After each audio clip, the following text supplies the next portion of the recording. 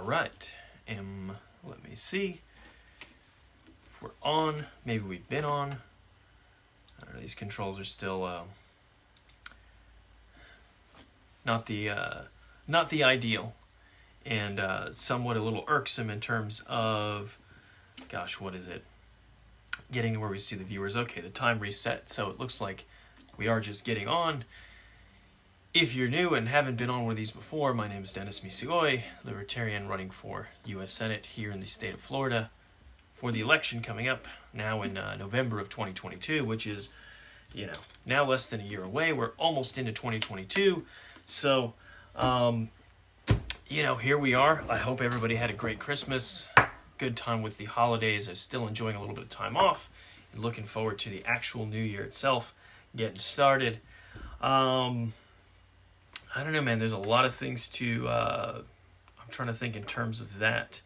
Happy 30th anniversary to the fall of the Soviet Union. That was in 1991. I remember that as a kid being a big deal. It's interesting, I guess. I always mention about the perspective on communism, because for the mainstream of the United States, that's really like the end of the Cold War, obviously, with the fall of the Soviet Union. That was the big danger. But I always mention it's kind of different for me, my perspective, being a Cuban-American growing up in Miami, because I always feel like, from a certain perspective, and I think this is part of why the sort of anti-socialism, communism attack that the Republicans had was so effective, particularly in South Florida, obviously, in part at least, because, as I say often to people, I feel like the Cold War really didn't end for the Cuban exile community, because it was never as much about the Soviet Union as it was about as much as it was about Cuba, and Cuba being lost and everything. And so, it's always an interesting perspective, but to the larger perspective, I think it's insightful for us to remember that it wasn't that long ago. Many of us around now were alive to remember clearly back in the day when there was not the U.S. as the really unchallenged superpower of the world, but there was really this thing of these competing superpowers and this great looming danger, which obviously never came to fruition. It's an interesting thing how that works when the countries that have nuclear weapons don't get invaded. I think that's an interesting aspect to it, but it is interesting to go back and look, and if you learn about more of the reasons why, and really just why it was such an abject failure, why the Soviet Union really never stood a chance, it goes back to sort of some of the things that we're getting into more and more, which is the sort of central economic planning, these sort of things that doom an economy to fail, these misguided ideas about how society should be organized and economies should be organized. The sort of strange, I don't think I shared anything myself about this, but a clip I recently saw and at least commented on, which was the sort of epitomizes that sort of idea that we should have intellectuals and experts centralized somewhere to make the decisions about this, that, or the other thing. This was in particular a clip of, I think it's Nicole Hannah-Jones, the lady who was started up the stuff with the 1619 Project, was making a comment in reference to that whole controversy, really, that sunk the Democrats in Virginia, which was in the gubernatorial race, which was this idea that parents shouldn't have a say in how their kids are educated, which is baffling, and it's wild that somebody would just go out and say that. But I guess there's more people that say that, and again, it hones into that idea that the way to deal with things and to organize society and to accomplish things best is to get a bunch of experts and smart people, the intellectuals, gather them in a room and have them figure out what's best for everybody, as if it were that simple. And there's a quote, and I guess Thomas Sowell talks at length about this sort of thing and everything that's wrong with it, but a quote that I think really kind of distills it down in simplest terms is that it is much easier to concentrate power, and I'd even say much easier to concentrate resources as well, or control of resources, into a small group of people than it is to concentrate knowledge. there's an abundance of knowledge that informs our decisions about anything that that you can't transmit in this sort of way.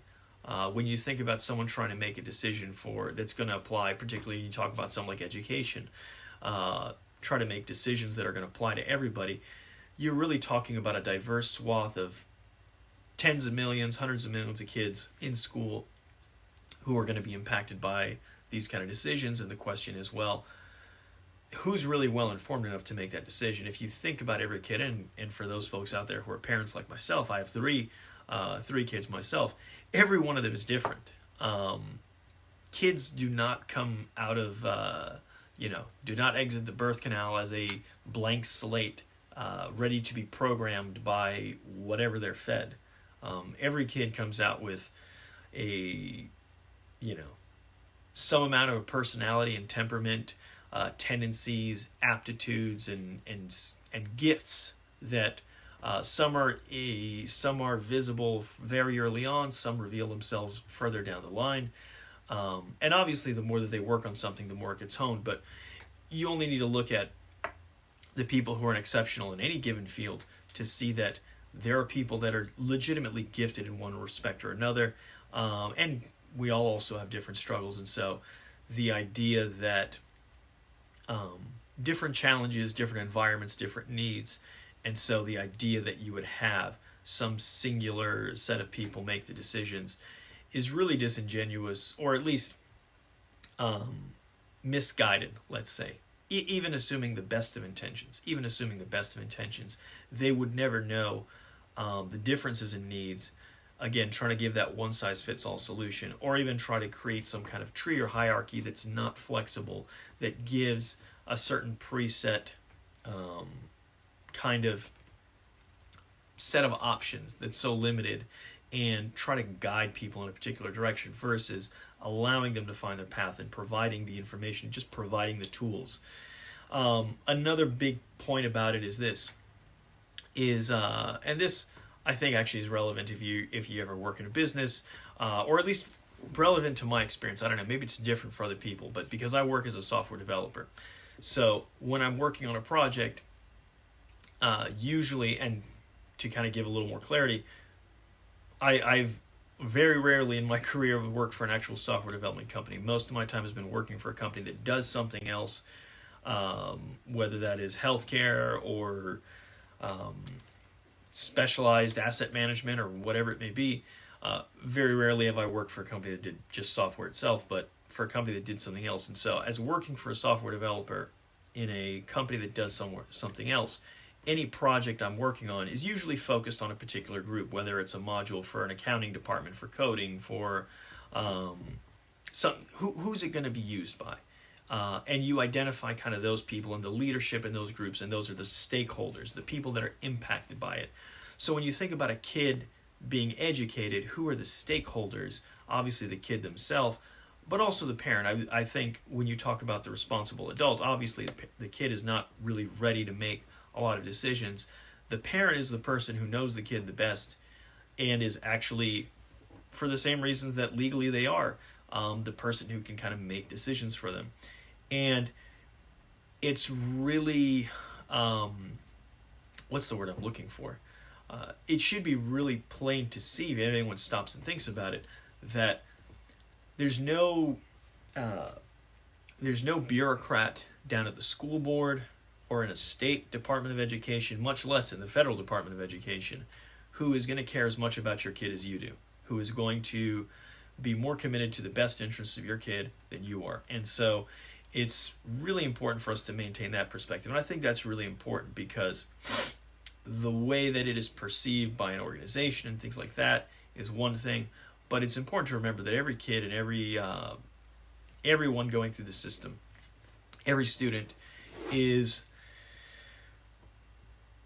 a unique individual whose future is heavily impacted. These are formative years where people are developing skills and traits that are going to impact them throughout the rest of their life. It's not that you can't change after that, but it's much harder. And you try to develop all these things at a very at these formative ages. And so the decisions about what you're going to be surrounded by definitely should be if not completely, certainly at least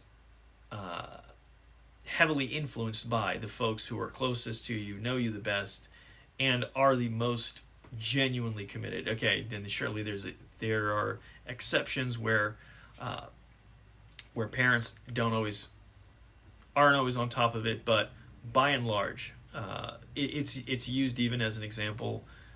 Going back to the Bible, where if the kid asks of his father, a fish, will he give him a stone or something like that? Where there's this metaphor used to talk about how much God loves us, and they use the example of a parent here on earth who, and just with it taken for granted, because it is something we can almost always take for granted. Most of us, the overwhelming majority, let me say, of us who've had the experience of being a parent, that is a unique relationship, and the love that you have for your children really is second to none. And so it is important for us to, that's something to be factored in. It's not something to be ignored or trivialized away because these people aren't experts and they don't have subject matter expertise in education. And I can tell you also that people in the classroom don't necessarily are going to have subject matter expertise in terms of education as a specialization. And I say that from my own experience. I was an educator. I taught high school for 4 years, math 1 year, computer programming for 3 years, worked as a substitute teacher a little bit before and after that. So, and I didn't have specialized training for education. I did a little bit, a few classes in between. This was necessary to maintain my certification, but the provisional certification I had to start teaching really was based on me just having a bachelor's degree in a relevant subject. So it's interesting, which was computer science. So just to kind of give a little bit over there. Speaking of schools and what is obviously has been the biggest story the last 2 years. Give me one sec.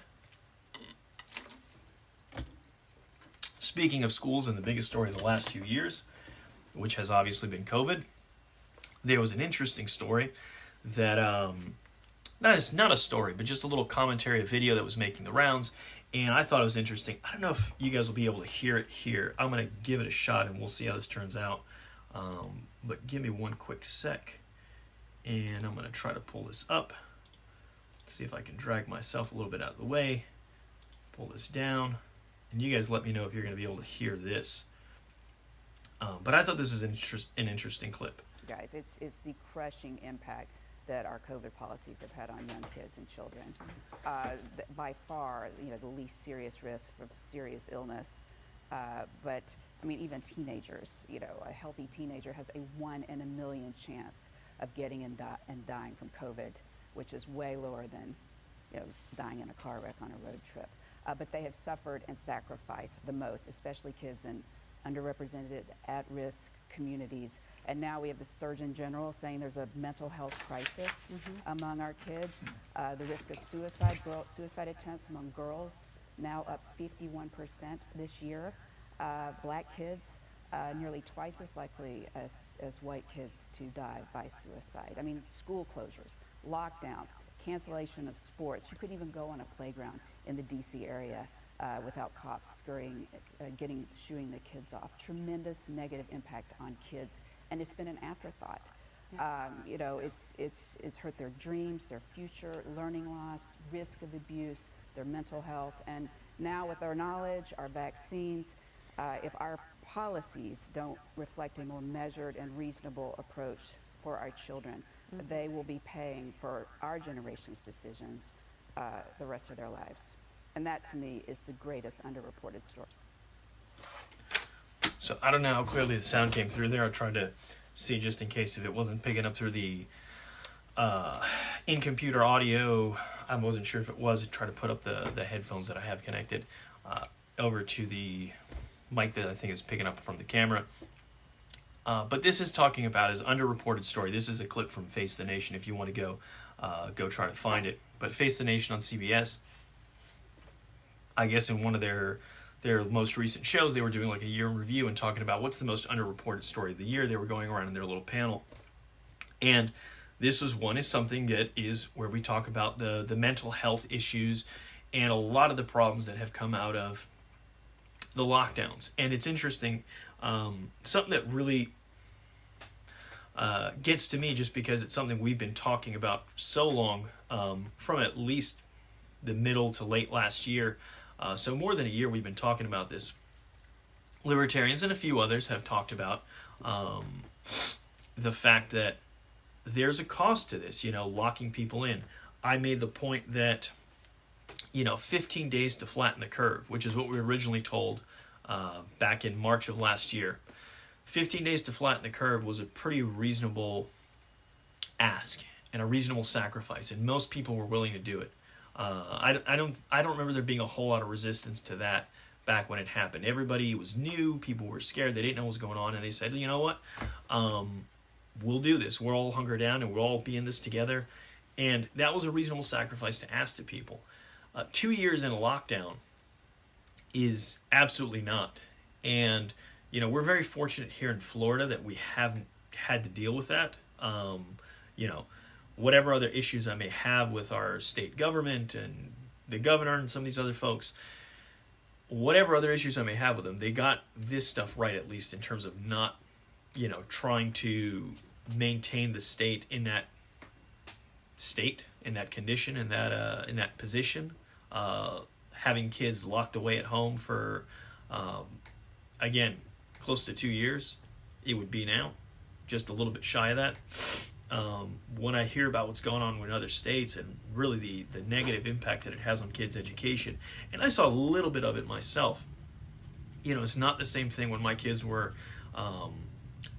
before we moved up a little bit, they were still going to the school we were at previously, and when they shifted from being obviously in person to remote, and certainly anytime when they were in that kind of mixed mode where some kids were there and they were remote, it was a struggle.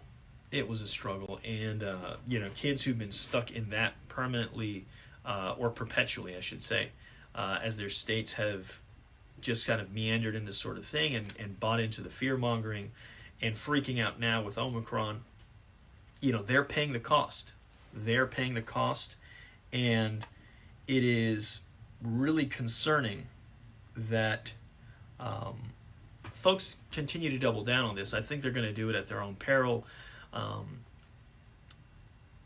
Soon, if nothing else in the next election cycle, I think folks who have doubled down on this sort of policy are going to really have to pay the price, because, this is, I guess pay the price only in the sense of losing power, if I'm truly honest with you, because they're not going to really pay the price. The price is going to be paid by, like it's mentioned over there in that commentary, was the kids who actually are have had these formative years, their education in these formative years, so disrupted by this stuff unnecessarily. As we know, the risk to young healthy people in general, and kids especially, is extremely low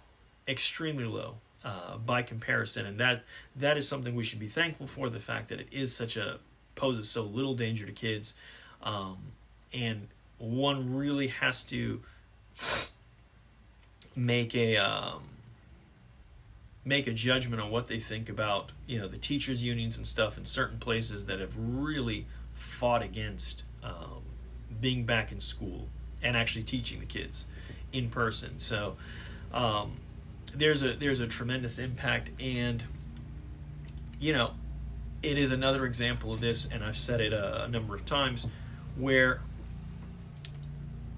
it is a manifestation of this mentality that exists in government, where it is most important to be seen to be doing something. Not that they are doing something or doing something effective, but that they are seen to be doing something. And in this case, and it's that mentality of, we got to do something. There's a problem, so we got to do something. So here's what we're going to do. We're going to close down schools, and we're going to do this and quarantine and whatnot. But there's not real caring there. It is actually the opposite, because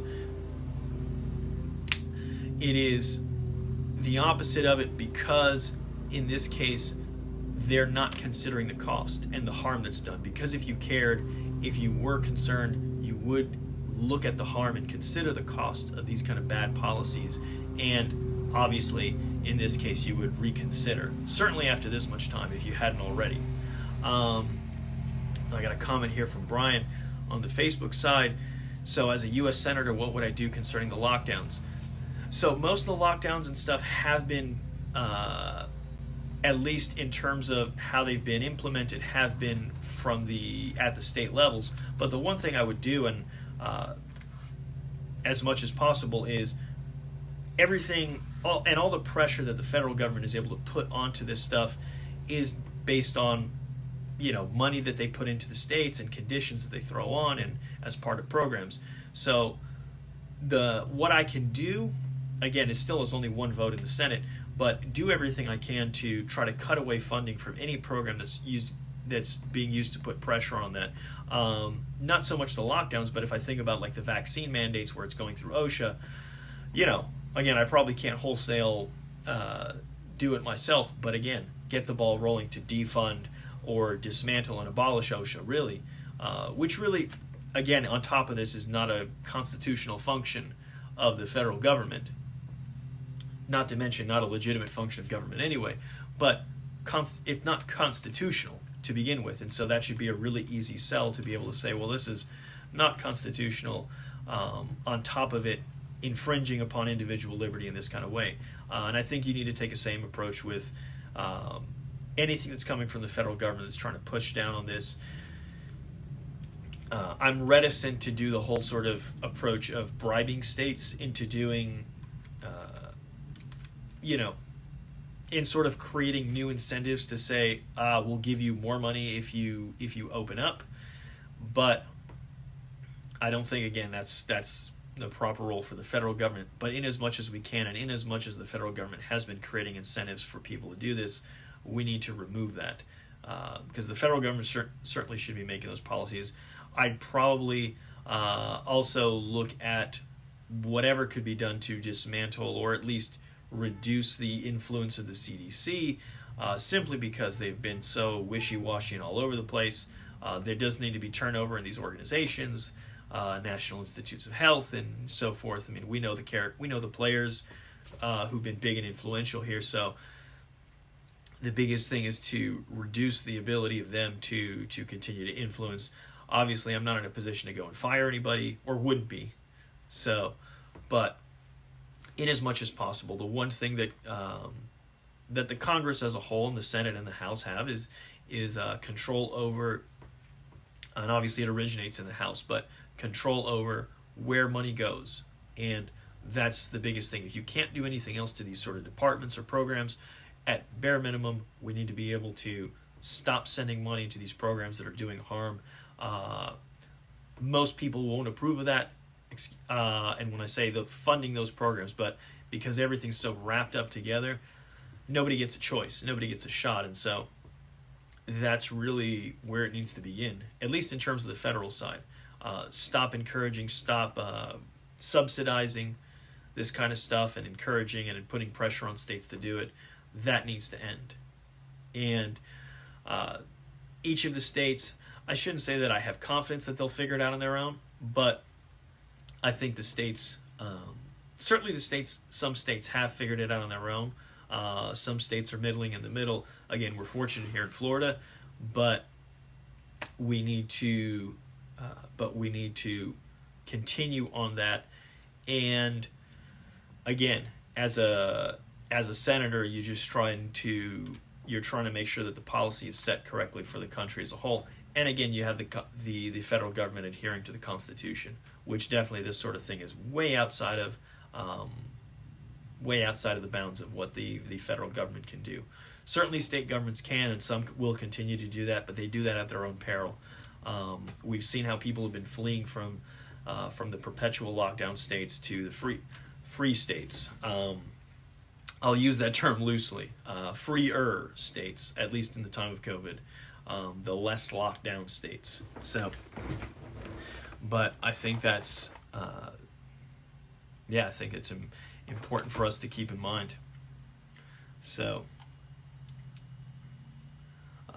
circling back though to the topic of it, when we talked about the impact, I guess just as I was saying though about the mentality and the perception, because a lot of us who talked about this as this was going down in the last year were really chastised, and I because it just brought back to my memory the phrase that they used about this. Well, if it saves just one life, if it saves just one life, but if it costs a dozen, that's not a good trade-off.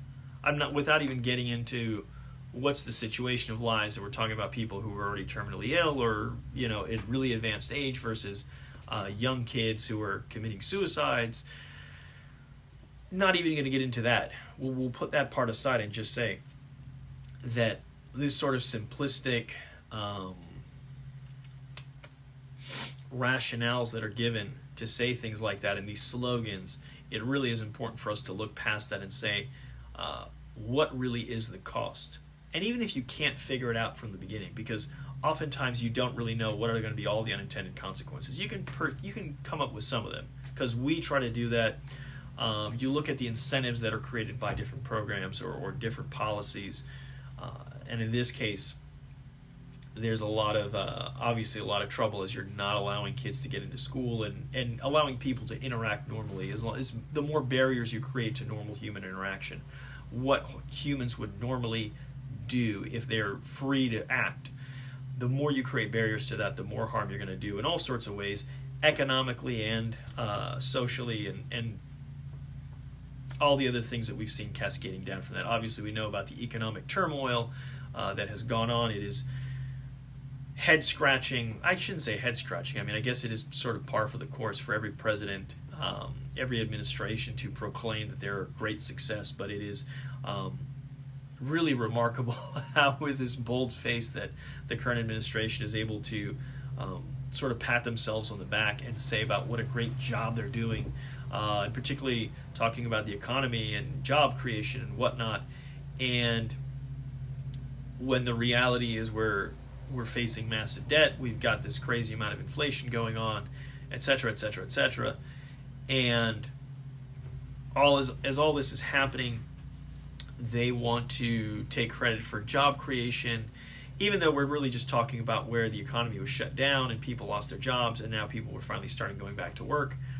That's not the same thing. And any honest observer, even folks on the left, I think a lot of them recognize that this is kind of a farce and comical in a lot of ways. But they're going to do it, and they're going to say it with a straight face as long as they can, while for as many people who will listen and believe it. But it really is, just like with many of these other things, a challenge for us to kind of break through that noise and make sure that we're letting people know. I think at least in this case, we're doing a little better just because it is a little more obvious. And let's see. I'll get one more story in here, but also more COVID stuff. This is one where one of the places that's been instructive on what has gone on with COVID, and particularly with the COVID vaccine, has been Israel. They've had a exorbitantly high percentage of folks vaccinated throughout. They've gone and done the boosters, and they've still had outbreaks, and it's what a lot of people expect based on sort of the nature of the disease. And as we've come and learn about it, it's become less and less surprising. But I did think it was interesting. There was a headline. This was from the New York Times, that as Israel weighs whether to approve a fourth COVID vaccine dose, some scientists warned that too many shots may actually harm the body's ability to fight the coronavirus. Now, at the end of the day, I don't know and can't tell you whether that's going to be accurate, whether that is going to... I wonder if there's going to be noise coming through here, but I don't know if that's going to be what the reality of the people getting shots, and whether it's going to ultimately be harmful in the sense of inhibiting their ability to fight off the virus if they happen to get it after that. But the point is that at the end of the day, we don't know. And the reality is also, you're going to have diversity of responses. Human beings' bodies are different, and some will react differently. We know this sort of thing, and it is why it is so important for these things to be individual choices. It is beyond important that it should be up to the individual to decide what they're putting in their body or not putting in their body. Such a simple and obvious thing as it should be. But instead, we're here where it has become so widespread and so common, this idea that we are going to have these mandates. I don't know. I haven't followed the last with the OSHA updates. I need to. And have been trying to get out to something else for that as well. But you know, it really should be that simple. Even the employers, while legitimately from a principled perspective, you can say, well, yes, an employer has a right to put whatever requirement they have, has a right to set whatever requirements for an employee that they want, to hire and fire people based on whatever criteria. That's certainly true, but should they do it on this basis? And I say, if I'm speaking, should they? They should not in this particular case, because again, they don't have to live with the consequences in the same way that this person's putting something in their body. It may come to be where somebody does get sick, even though we know that you can catch it and then transmit it even once you're vaccinated. But so it's not even necessarily preventing infection to other people. But regardless, putting that aside, the person who most assuredly is going to have to live with the consequences of whatever they put inside of them or not is that person, not anyone else. It's certainly not the company. Nobody has those consequences more than that person. And because those consequences are still so poorly understood, it is essential that the person who's assuming the risk, the person who is going to have to deal, if it does turn out bad, if it does cause a problem, it really should be up to that person to decide whether or not they want to take that risk, as informed as they can be. Even if what they're informed of is that we don't really know, it's got to be up to them. And that is essential. I'm trying to think. I think I'm going to wrap this up there, because there we are. And we're past half an hour. And I try and keep these, well, seems like I got a little signal interrupting. See if we get back. All right. I'm going to try and wrap this up because we are at about time. Hope everybody stays safe. Have a happy new year. I will talk to you guys next week. Also, events. I'm going to be down in Broward at the end of next week on January 7th. A little forum for Liberty candidates. I guess it's sort of nonpartisan, even though it's being hosted by the LP of Broward. The Mike Termott, who's running for U.S. House in a special election coming up, I think in like another week after that, or maybe it's the Tuesday after that. Very soon, Mike Termott. You guys should be supporting, and hopefully more and more people hear about him. He's going to be there, and I think there's going to be a couple of Republicans that are going to be a part of that event as well. So I'm going to be down there. That's in Tamarack on January 7th at 7:30. I've got it posted on the website if you want to look at the events. Planning to also be at the Volusia County's meeting the next day for that's their annual business meeting, but they folks from there asked me to come and speak, so I plan to attend there. And LPF convention coming up in the middle of February, middle to late February. Was it February 20? I think it's 25th to 27th. I believe are the dates. It's from the Friday to the Sunday, so I'm going to be there as well.